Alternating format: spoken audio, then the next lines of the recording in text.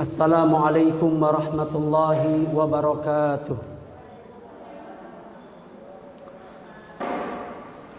Alhamdulillahilladzi bi ni'matihi tatimmus shalihat wa bi fadlihi tanzilul barakat wa bi karamihi taksurul hasanat. Wassalatu wassalamu afdalas salawat wa atammat taslimat ala asyrafil bashari fil kainat Nabiyyina Muhammadin sallallahu alaihi wasallam wa alihi wa sahbihi wa sallama tasliman katsira wa ba'du. Ya ayyuhalladzina amanu taqullaha haqqa tuqatih wa la tamutunna illa wa antum muslimun. Para akhwat, para ummahat, a'azzakunallahu bil Islam. Alhamdulillah, yang pertama kita puji Allah tabaraka wa ta'ala dan juga kita bersyukur kepadanya atas segala berbagai macam limpahan nikmat yang Allah karuniakan kepada kita. Alhamdulillah pula di kesempatan siang hari ini kita berkesempatan untuk duduk di tempat ini memanfaatkan setengah jam ke depan untuk belajar ilmu agama. Dan di kesempatan siang kali ini, seperti yang mungkin sudah dipublish oleh pihak pesantren, bahwa di Kamis pekan keempat ini kita akan mengkaji tentang masalah tauhid. Setelah sebelumnya ada berbagai macam pembahasan dan disiplin-disiplin ilmu yang disampaikan. Sebelumnya mungkin sudah menerima materi yang terkait dengan masalah fikih ibadah. Juga ada materi yang terkait tentang hadis Nabi Sallallahu Alaihi Wasallam. Saya kurang tahu konten hadisnya apa. Apakah tentang masalah akhlak atau masalah toharoh atau masalah apa? Yang jelas ada hadis-hadis yang disampaikan, yang dijelaskan dan kemudian diambil faedah-faedahnya. Dan di pekan keempat ini kita akan belajar tentang tauhid. Tepatnya adalah pentingnya kita belajar tauhid. Kenapa belajar tauhid penting? Karena tauhid ini adalah kewajiban yang paling utama untuk kita tunaikan. Aujabul wajibat, kewajiban yang paling wajib untuk kita lakukan. Bahwa di pundak kita ini banyak sekali kewajiban. Ya, banyak kewajiban yang harus kita lakukan. Kita wajib sholat 5 waktu. Kemudian kalau kita sebagai seorang ibu, kita wajib menunaikan hak anak-anak kita. Kalau kita sebagai seorang istri, kita wajib menunaikan hak suami kita. Kalau kita sebagai seorang pegawai, kita wajib menunaikan kewajiban kita terhadap perusahaan kita, lembaga tempat kita bekerja, dan lain sebagainya. Ada banyak kewajiban yang harus kita tunaikan. Kewajiban kita sebagai istri, kewajiban kita sebagai ibu, kewajiban kita sebagai pegawai, kewajiban kita sebagai guru, kewajiban kita sebagai seorang atasan, kewajiban kita sebagai bawahan, kewajiban kita sebagai tetangga dengan tetangga yang lain, kewajiban kita sebagai kerabat. Ada banyak kewajiban di pundak kita yang semuanya wajib kita tunaikan secara bersamaan. Tapi kewajiban yang paling wajib di atas segala kewajiban-kewajiban yang ada adalah apa? Menjalankan kewajiban kita sebagai hamba Allah. Status kita sebagai hamba Allah itu melekat padanya kewajiban. yang harus kita tunaikan kepada Rabb kita, kepada Allah Tabaraka wa Ta'ala. Anak kita punya hak atas diri kita. Suami kita punya hak atas diri kita. Lembaga kita punya hak atas waktu kita. Atasan kita punya hak atas diri kita.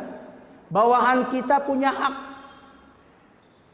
Allah Rabb kita juga punya hak yang harus kita tunaikan. Sekali lagi, dari sekian banyak kewajiban-kewajiban yang ada, yang paling wajibnya adalah menunaikan hak Allah. Muncul pertanyaan, hak Allah itu apa Ustadz? Ya, kalau hak suami paham insya Allah. Apa yang harus kita lakukan, apa yang harus kita berikan, apa yang harus kita lakukan sebagai tugas kita sebagai istri kepada suami, ibu kepada anak, pegawai kepada lembaga, guru terhadap murid, paham kita. Lantas apa hak Allah atas diri kita? Artinya apa kewajiban kita terhadap Allah? Kalau kita merujuk pada hadis Mu'adz bin Jabal, disebutkan bahwa hak Allah itu ada dua. Ketika Nabi SAW bersabda, "Ma haqqul ibadi 'alallah?" Wahai Mu'adz, apa hak Allah yang harus ditunaikan oleh para hamba? Apa kewajiban seorang hamba yang kepada Rabb-Nya? Mu'adz mengatakan, Allah wa rasuluhu a'lam. Allah yang lebih tahu tentang itu. Lantas kemudian Nabi menyebutkan, Haqqullahi 'alal ibad. Hak Allah yang wajib ditunaikan atas hamba-hambanya. Ini kita harus tahu nih. Ya.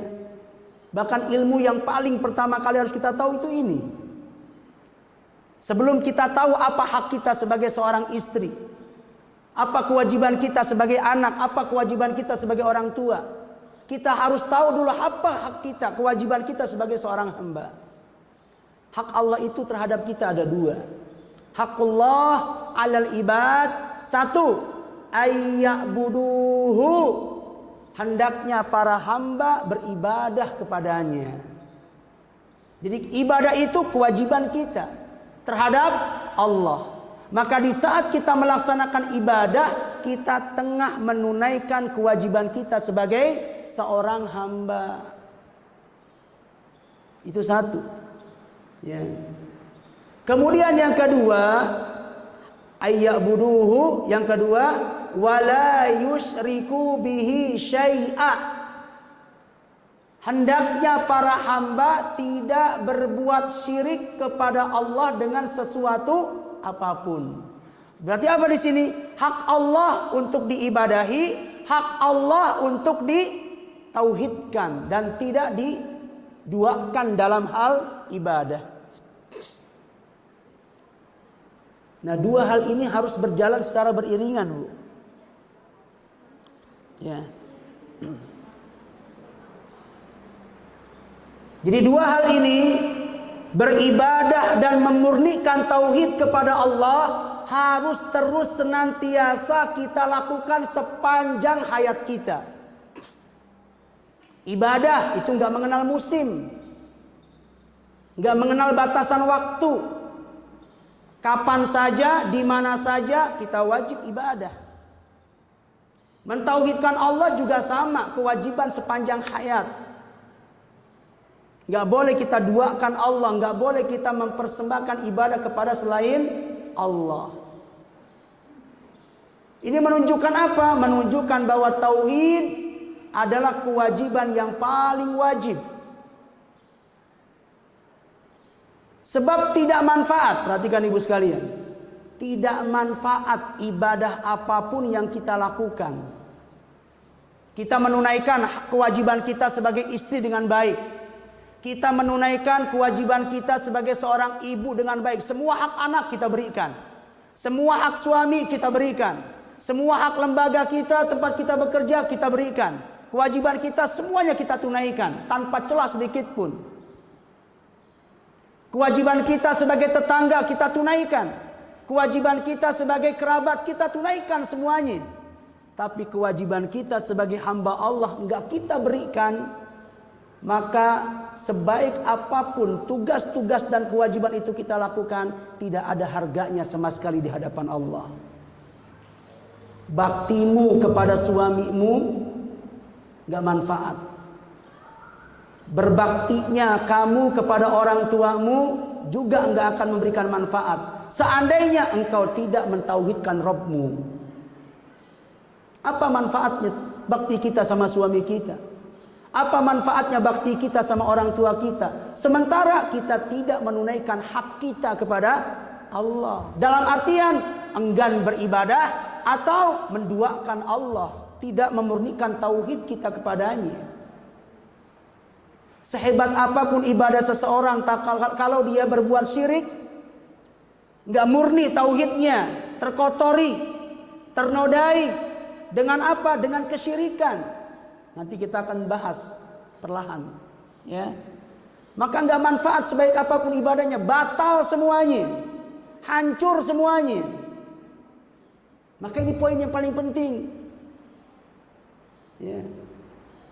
Nggak manfaat ibadah apapun yang kita lakukan, ketaatan apapun yang kita lakukan, sebakti apapun kita sama orang tua kita, sama suami kita, kalau ternyata kita kemudian tauhid kita ternodai dengan noda-noda kesyirikan, maka semuanya nggak mendatangkan pahala buat kita. Gugur semuanya, hancur semuanya, nggak manfaat. Karena Allah mengatakan la in asyrakta la yahbatanna amaluka wa la takunanna minal khasirin. Seandainya engkau berbuat syirik kepada Allah, berbuat syirik itu artinya apa? Dia tidak menjaga tauhidnya, rusak tauhidnya. Apa yang terjadi? La yahbatanna amaluk. Pasti akan hangus semua amalmu, batal, nggak manfaat dunia dan akhirat semua amalmu.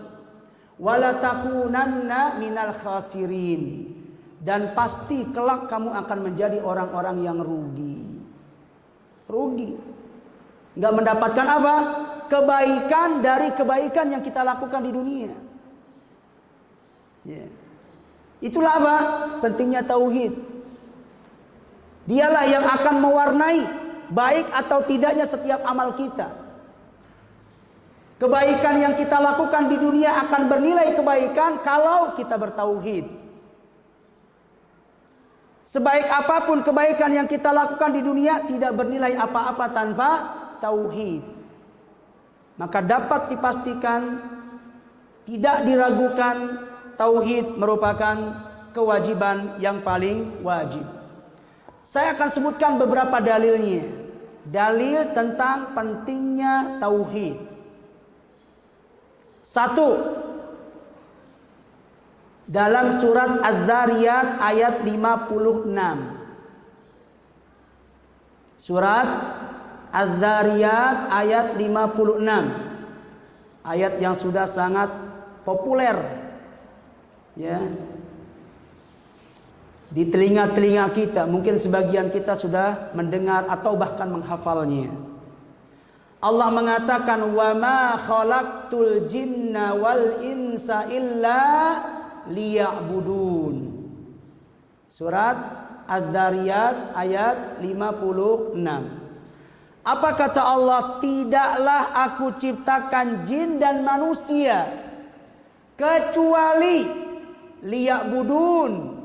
Liya'budun itu maknanya bukan sekedar ibadah, tapi sebagaimana ditafsirkan oleh para ahli tafsir, liya'budun itu maknanya ay liyuwahidun. Maksudnya adalah tidaklah aku ciptakan jin dan manusia kecuali agar mereka mentauhidkan aku dalam peribadatan. Jelaslah di sini wahai ibu, bahwa tauhid itu adalah tujuan utama dari penciptaan kita. Tujuan utama dari keberadaan kita di muka bumi. Allah ciptakan kita, Allah hidupkan kita, tiada lain dan tiada bukan hanya untuk memurnikan ibadah kepada Allah saja. Karena liya'budun sekali lagi liyuwahidun. Allah ciptakan kita, Allah adakan kita agar kita mewujudkan kemurnian tauhid, beribadah dan hanya mempersembahkan ibadah itu kepada Allah. Nanti lebih jelasnya akan disebutkan dalam buku apa yang dimaksud dengan tauhid itu sendiri. Ya. Nah, dari surat Az-Zariyat ayat 56 ini ada 3 manfaat, 3 faedah yang bisa kita ambil. Saya ulang. Dari surat Az-Zariyat ayat 56 ini minimalnya ada 3 faedah yang bisa kita ambil. Yang pertama, wujub ifradillahi bil ibadati ala jami'i tsaqalaini al-jinni wal insi. Di ayat ini Az-Zariyat 56 ada kewajiban mentauhidkan Allah dalam peribadatan. Ada isyarat tentang apa? Wajibnya menjaga tauhid, memurnikan ibadah hanya kepada Allah. Kewajiban ini untuk siapa? Al-tsaqalaini, untuk 2 makhluk, jin dan juga manusia.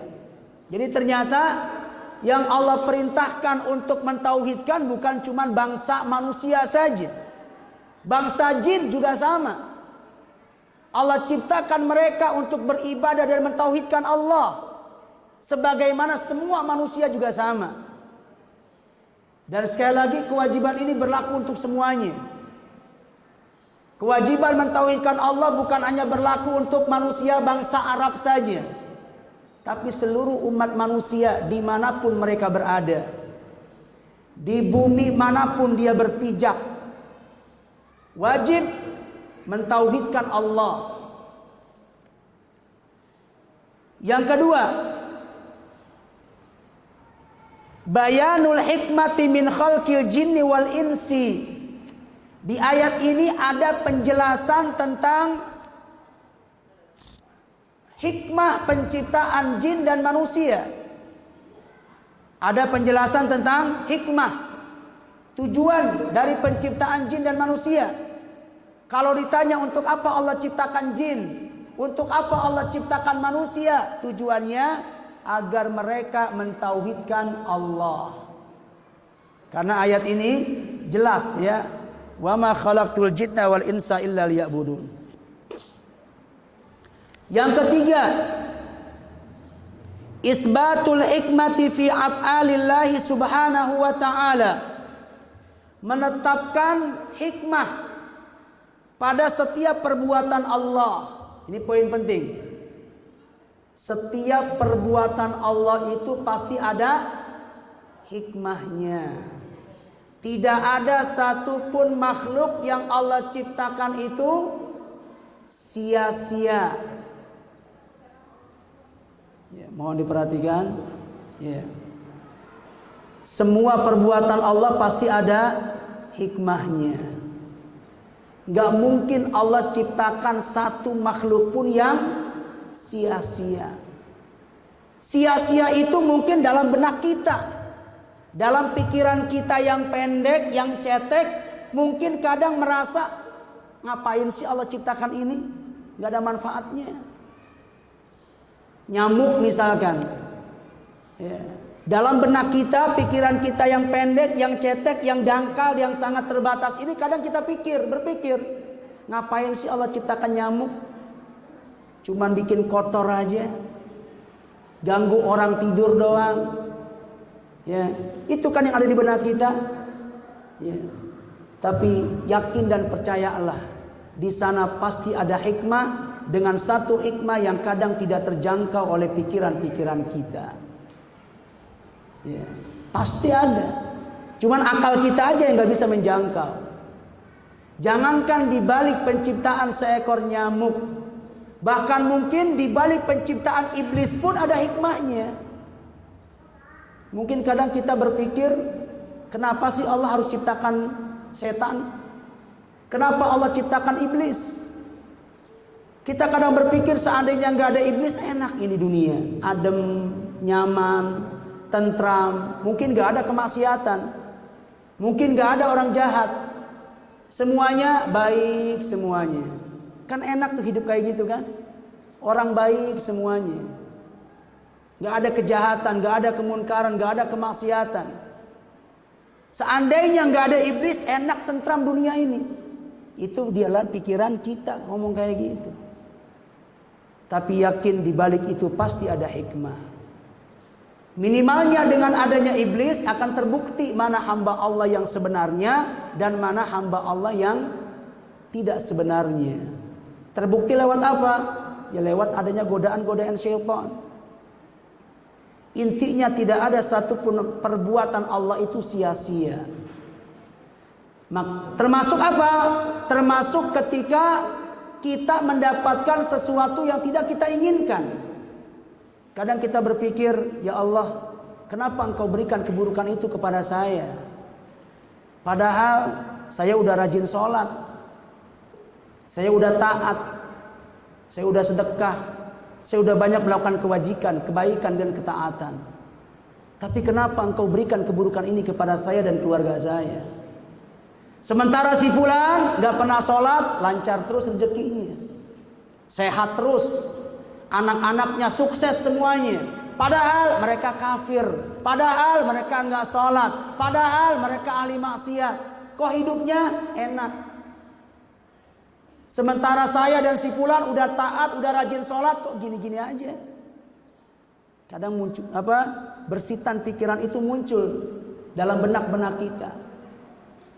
Kenapa engkau timpakan musibah ini kepada saya dan tidak engkau timpakan kepada si fulan atau kepada si alan?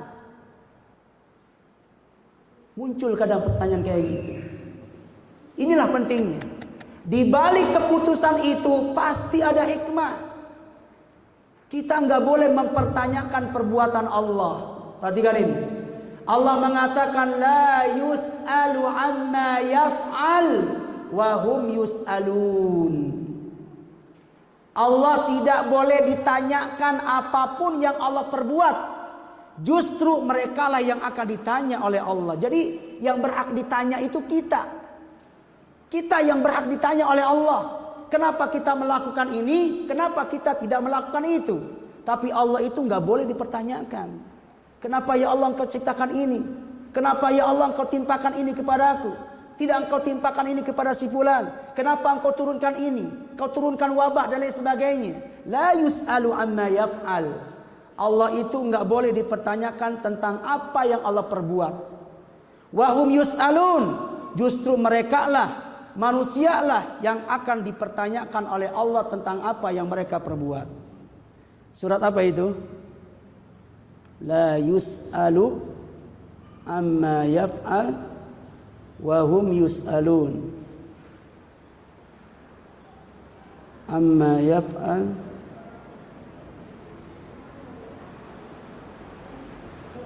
Ya. Al-Anbiya ayat 23. Kita lihat ya. Surat Al-Anbiya ayat 23. La yus'alu amma yaf'alu wa hum yus'alun. Allah tidak boleh dipertanyakan tentang apa yang Allah perbuat. Justru mereka lah manusia yang akan dipertanyakan oleh Allah tentang apa yang telah mereka lakukan. Jadi intinya itu faedah tambahan saja. Tapi intinya Adz-Dzariyat ayat 56 ini menegaskan kita tentang pentingnya tauhid, bahwa tauhid itu tujuan utama keberadaan kita. Maka mereka-mereka yang berbuat syirik kepada Allah itu mereka tidak menjalankan fungsinya secara baik dan benar. Menyimpang dari apa? Dari fungsinya. Menyimpang dari tugas yang sebenarnya. Allah tugaskan mereka beribadah dan mentauhidkan Allah, mereka malah menyimpang, malah mempersembahkan ibadah kepada selain Allah. Maka tauhid merupakan perkara yang harus dipelajari oleh setiap kita. Karena lawan daripada tauhid itu adalah apa? Syirik. Di saat kita bersentuhan dengan perbuatan-perbuatan syirik, entah perbuatan, entah ucapan, entah keyakinan, maka kita telah membatalkan tauhid kita atau minimal menguranginya. Atau minimal mencorengnya, mengikis. Jadi tauhid itu apa? Kesyirikan itu akan apa? Mengikis tauhid. Bahkan kalau syiriknya besar, langsung merobohkan tauhid. Dan terkadang kesyirikan ini datangnya nggak terduga.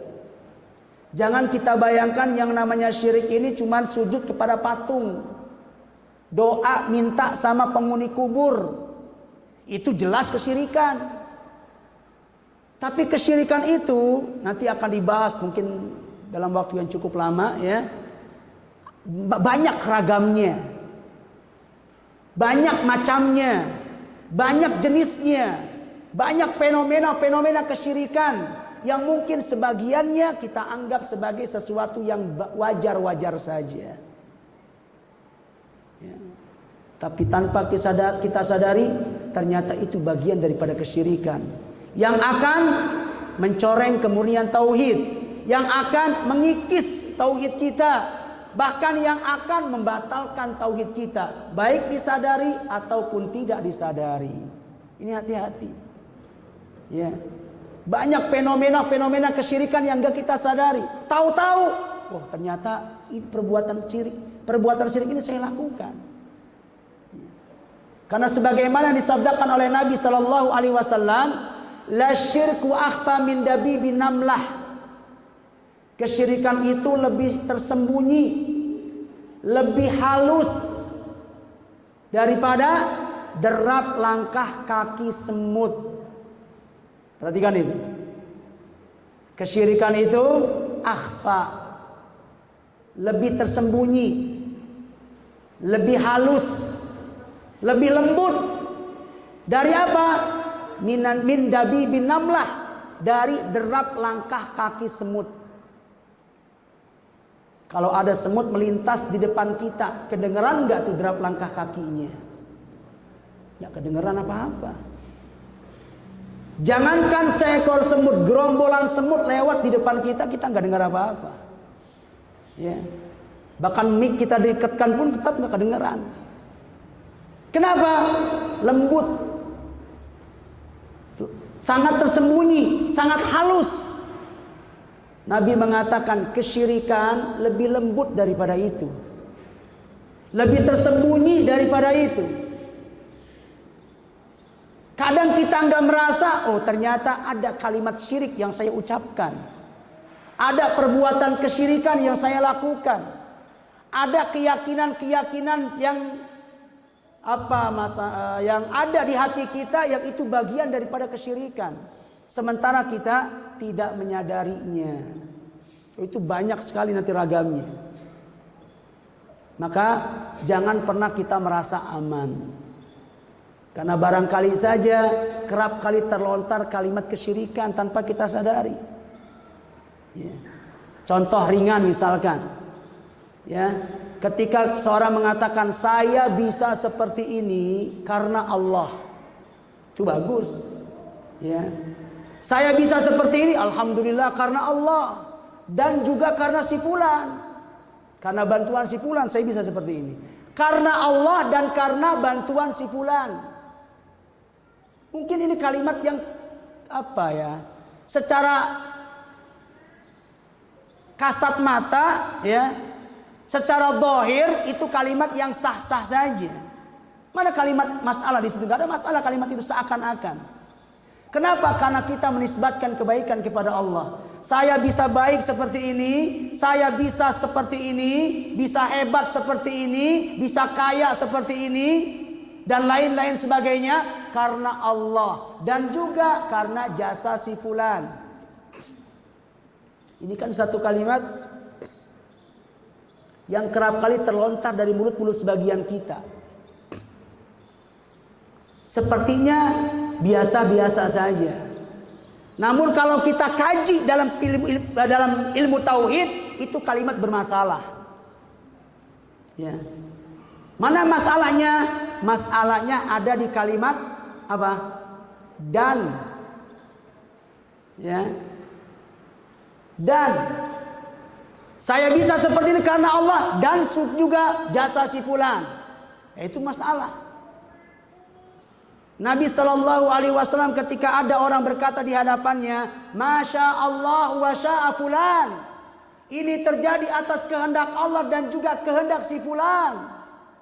Nabi ingkari kalimat itu. Nggak boleh kamu mengucapkan kalimat itu. Karena kalimat itu berbau kesyirikan. Mana kalimat yang bermasalah? Wa dan. Karena dalam bahasa Arab dan itu adalah apa? Ya. Al-musawat. Berfungsi untuk menyamakan kalimat sebelum dengan kalimat sesudah.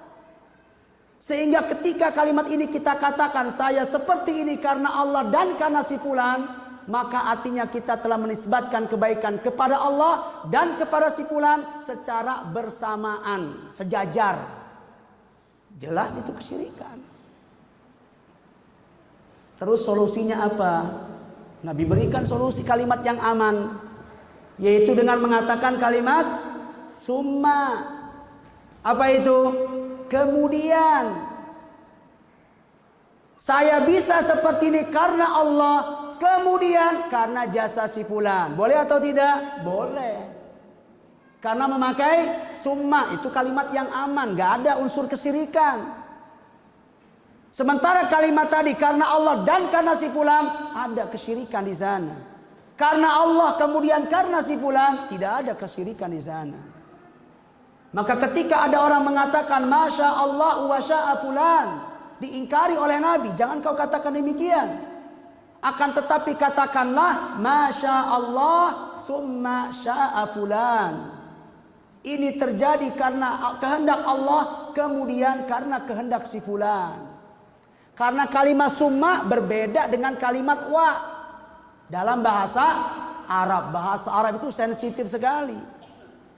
Jangan dikira ada wa, ada summa, ada itu sia-sia. Itu maknanya bisa merubah makna itu. Ya.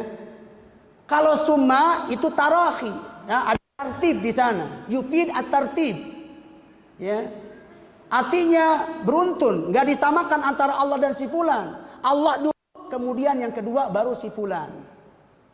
Dan itu sah, nggak ada noda kesyirikan, nggak ada unsur kesyirikan. Kenapa? Karena kita mentartib jasa Allah, kemudian jasa si fulan. Tapi karena Allah dan si fulan kita mensamakan Allah dengan si fulan.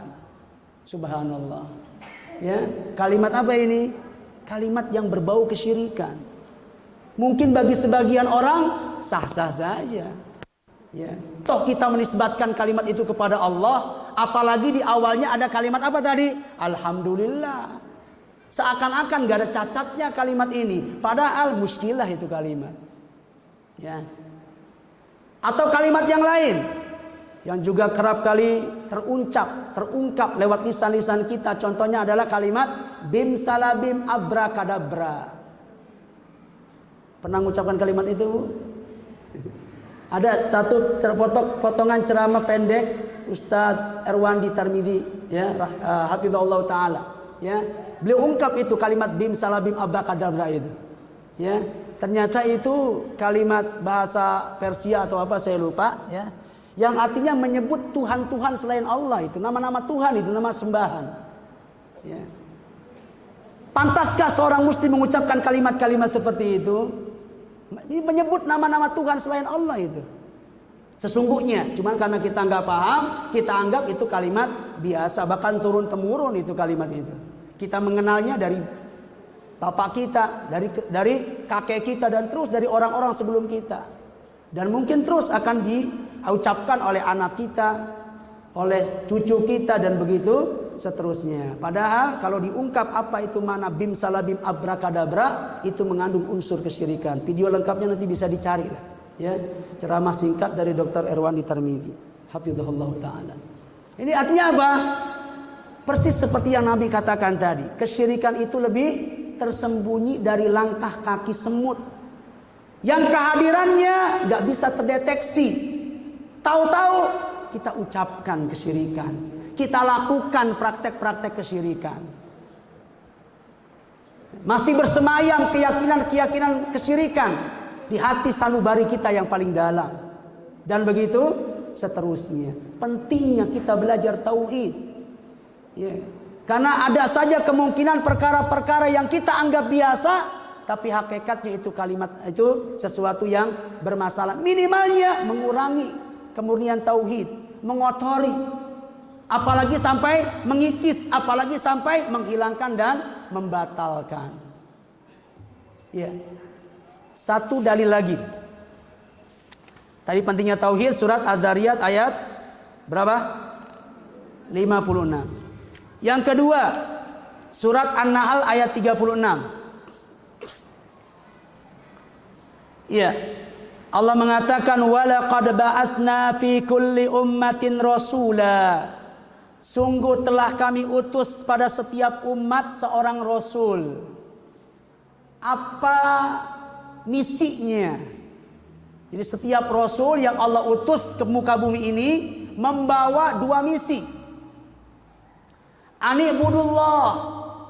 Misi yang pertama, rasul tersebut mengajak kaumnya untuk ibadah kepada Allah.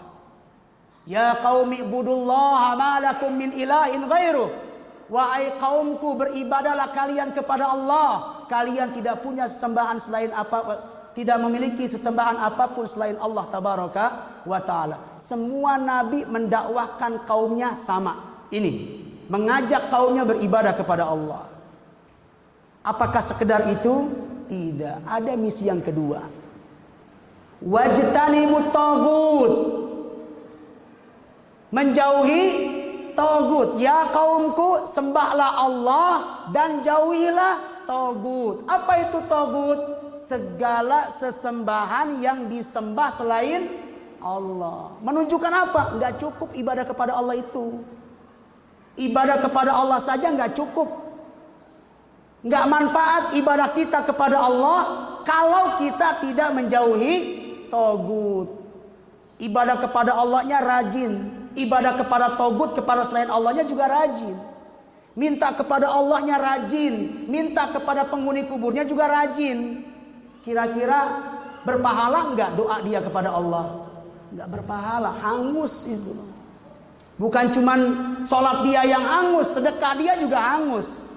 Puasa dia yang dia lakukan bertahun-tahun juga hangus semuanya. Kenapa? Dia tidak menjauhi tagut. Ini apa? Dua hal yang menjadi satu kesatuan. La yanfaku ahaduhuma al-akhar. Tidak bisa salah satunya terlepas dari yang lain. Ibadah kepada Allah penting, tapi itu nggak cukup. Karena nggak ada manfaat ibadah kepada Allah kalau kita tidak menjauhi tagut. Maka yang didakwahkan oleh semua rasul selain mengajak kaumnya beribadah kepada Allah, juga mengajak kaumnya untuk menjauhi tagut. Ibadah kepada Allah, menjauhi tagut, itulah hakikat daripada tauhid. Ibu, tauhid itu bukan cuma sekedar ibadah kepada Allah. Tapi yang tidak kalah pentingnya, menjauhkan diri dari sesembahan selain Allah. Baru itu orang yang bertauhid. Kalau dia ibadah kepada Allah rajin, ibadah kepada tauhid, ibadah kepada tauhidnya juga rajin, itu bukan seorang yang bertauhid. Itu orang musyrik.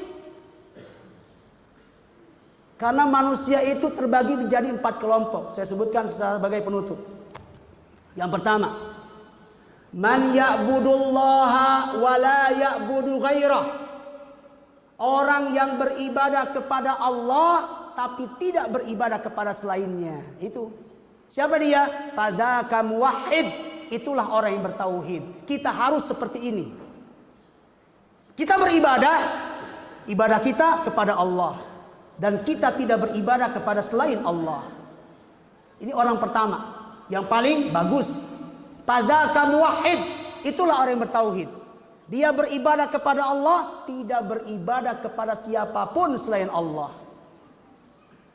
Yang kedua, man ya'budullaha wa ya'budu ghairah. Ada orang yang ibadah kepada Allah tapi ibadah juga kepada selain Allah. Itu yang tadi saya katakan. Kadang doanya kepada Allah, kadang mintanya kepada penghuni kubur. Kadang minta kepada Allah, kadang minta kepada penguasa laut selatan. Kadang minta kepada Allah, kadang minta kepada penunggu gedung yang angker misalkan. Tuhannya banyak, kadang Allah, kadang penghuni ini, kadang penguasa itu. Dia minta ke sini dan semuanya dia minta. Ibadah kepada Allah, ibadah juga kepada selain Allah. Hal huwa muwahhid? Apakah yang seperti itu dikatakan orang yang bertauhid? Tidak. Fadzaka musyrikun. Itu adalah orang yang berbuat kesyirikan. Ibadah kepada Allahnya bagus, tapi ketika dia ibadah kepada selain Allah juga, itulah hakikat dari kesyirikan. Ya. Yang ketiga, man la ya'budullaha wa ya'budu ghairah. Ada orang yang tidak ibadah kepada Allah, tapi ibadahnya kepada selain Allah. Siapa dia? Fadzaka kafirun. Itulah orang kafir.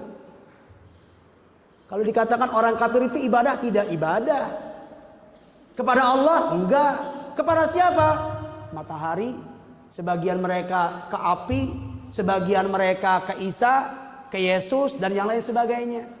Mereka ibadah, tapi ibadah mereka bukan kepada Allah, tapi kepada selain Allah. Siapa mereka? Kafirun. Yang keempat, man la ya'budullaha wa la ya'budu ghairah. Tidak beribadah kepada Allah dan juga tidak beribadah kepada selain Allah. Dalam hidupnya itu nggak ada kamus ibadah. Nggak ada ibadah itu. Nggak mau dia ibadah. Kepada Allah nggak mau, kepada selain Allah juga nggak mau. Nggak ada rumus ibadah dalam hidupnya. Siapa dia? Fadzaka mulhidun. Itulah orang mulhid, orang ateis yang nggak bertuhan. Ada orang modelnya kayak gitu. Nggak ada kamus ibadah dalam hidupnya. Nggak mau dia tunduk, nggak mau dia ibadah kepada siapapun. Kepada patung dia nggak mau. Ya kepada Isa dia nggak mau, kepada salib dia nggak mau, kepada Allah juga nggak mau, siapapun dia nggak mau. Ada orang seperti itu, dan itu nggak bagus. Orang yang ketiga nggak bagus, orang yang kedua nggak bagus. Yang terbaik adalah manusia yang pertama. Dalam kamusnya ada ibadah, tapi ibadah yang dia lakukan hanya untuk Allah saja dan tidak pernah dia persembahkan kepada apapun dan kepada siapapun. Jadi intinya para akhwat, para ummahat, surat An-Nahl tadi ya menunjukkan kepada kita bahwa tauhid itu merupakan dakwahnya semua para rasul. Itulah pentingnya tauhid. Ya, dengan sebab untuk mewujudkan tauhid itulah Allah sampai mengutus para rasul. Apa gunanya Allah utus para rasul? Untuk mewujudkan tauhid. Yang mana tauhid itu merupakan hak Allah yang paling agung. Sebelum kita memperhatikan tugas kita sebagai ibu, tugas kita sebagai istri suami, tugas kita sebagai pegawai, maka perbaiki tugas kita sebagai seorang hamba Allah. Bagaimana caranya? Ani'budullah. Kita ikut kepada apa yang diserukan oleh Rasul. Semua para Rasul, termasuk Rasul kita Muhammad sallallahu alaihi wasallam. Apa yang beliau serukan kepada kita? Ani'budullah. Hendaknya setiap kita beribadah kepada Allah. Wajtanibut tagut. Dan hendaknya setiap kita menjauhkan diri dari segala bentuk peribadatan kepada selain Allah tabaraka wa ta'ala. Ya ini saja yang dapat kami sampaikan pada kajian siang kali ini. Semoga dari 30-40 menit yang sudah kita lalui menjadi waktu-waktu yang berkah, waktu-waktu yang bermanfaat. Ada ilmu-ilmu yang bermanfaat yang bisa kita jadikan sebagai bekal kita dalam menjalani kehidupan kita, yaitu untuk beribadah kepada Allah Jalla wa'ala. Demikian yang dapat saya sampaikan, semoga bermanfaat. Wassallallahu ala nabiyyina Muhammadin wa ala alihi wa sahbihi wasallam. Wa akhiru da'wana anil hamdulillahi rabbil alamin. Wassalamu alaikum warahmatullahi wabarakatuh.